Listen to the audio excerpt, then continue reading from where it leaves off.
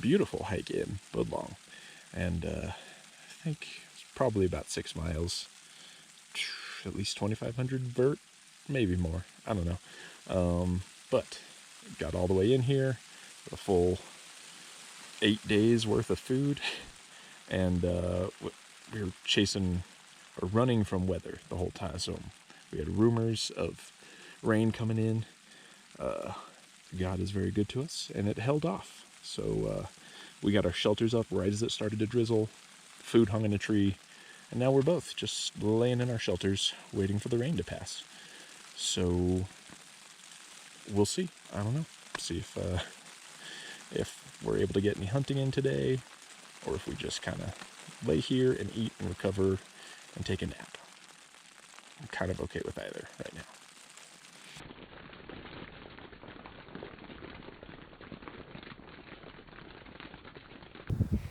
So this is what we woke up to. It's a beautiful paradise of cold, wet soppingness.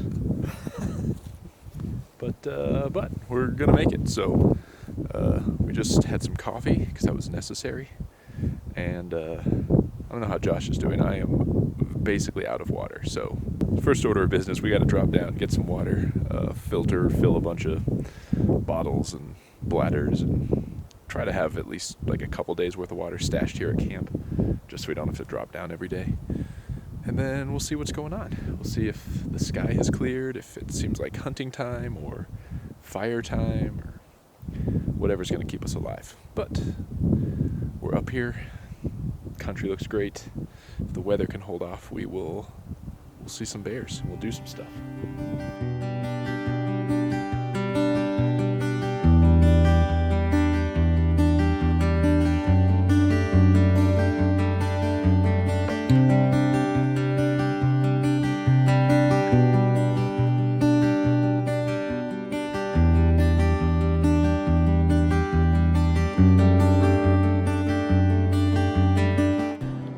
Josh is off after another bear.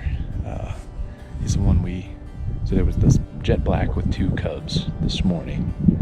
Then we saw this other jet black show up about 2 o'clock. Just kind of back in the timber. We never saw cubs, but couldn't be sure. Well, it reappeared out in some much more open area, and we watched it for 45 minutes at least. No cubs anywhere. And the more we watched him, the more he was doing boar type things. So we've got about 3 hours of light left. This bear has finally, he's kind of carved out of bed for himself. He's been, erratically bouncing around the hill. So Josh is hoofing it over to kind of the first point, assess the situation, and then, I'll make a game plan from there. And I am keeping tabs on this bear. See what happens. Should be good. I was hoping something cool would happen today because the weather looks like we might not do much hunting tomorrow. So if we can get a tag filled today, that'll make laying in the tent most of tomorrow feel not so bad.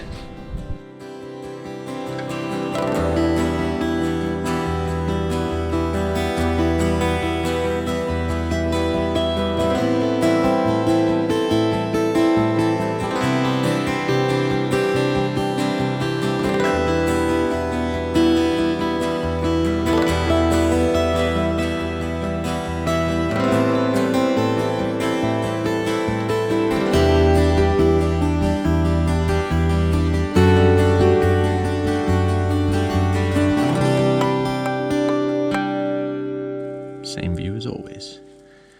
We got to hunt for maybe an hour before snow just got too thick. Time to hunker down. Weather says it's gonna theoretically only pick up until the afternoon and then start to die off. So Josh saw a bear. There was no good way to get to him. So now we're just doing this. If nothing else, as difficult as this backcountry hunt is, as rugged as the terrain is, we're getting a fair amount of rest, courtesy of the weather. But when we're out, we're seeing plenty of bears, so spirits are high. Stuff's gonna happen. It'll be great. the whole hunt was like this. Hunt for a few hours, hide in the shelter for a few hours. I think we ended up with 2 separate 15-hour stretches where we just were stuck in our tents because the weather would not let up. We did what we needed to stay dry and warm and to keep our sanity out there. And when things would clear up, we'd immediately start glassing, and we honestly saw bears every time. But we just couldn't line up the right bear in the right place at the right time with enough good weather to make a play on him. And then things finally cleared up on our final full day of the hunt.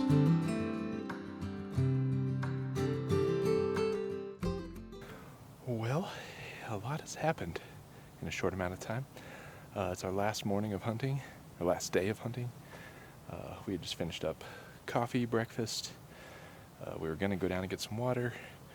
I went to take care of some morning business. I think we all know what I'm talking about. And Josh went to just, kind of take a peek. So I had finished up, was putting stuff back in my pack. Suddenly there's this loud rifle crack. I ran over with Josh's camera to see what was going on, and he took a second shot, and there was a bear came out on that first hill within range. So he popped it. It sounds like the second shot dropped him. He rolled down the hill. He yelled. Then he got up and started to make his way to the bottom. So guessing he's piled up dead down there, but we haven't seen it. So we're going to give it a little time. We're still going to go make our water run, and then creep down in there, find some blood, and turn up this bear. But it's exciting. So after a whole week, it took 90 seconds of hunting on the last day to put a bear down. It's going to be a good, tiring day. We dropped down into the steep, nasty hole that bear was in and started blood trailing. Every step was a battle through that thick stuff, and unfortunately the blood just wasn't that great. After 4 hours, we had come to the last pin drop and couldn't turn up the bear anywhere. We guessed it was a muscle hit and that the bear would probably live to fight another day.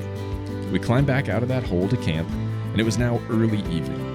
Since we didn't have a realistic chance to make a play on another bear with the amount of light left, we decided to pack up camp, get back to the truck, and enjoy a hot meal and a comfortable bed after such a grueling hunt.